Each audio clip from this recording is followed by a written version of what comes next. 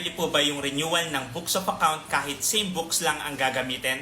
The answer is hindi po. The only time na magre-register ulit tayo ng bagong books of account ay pag malapit na pong mapuno ang existing books of accounts natin. My name is George. I'm a freelancer's tax advisor at JA Consulting.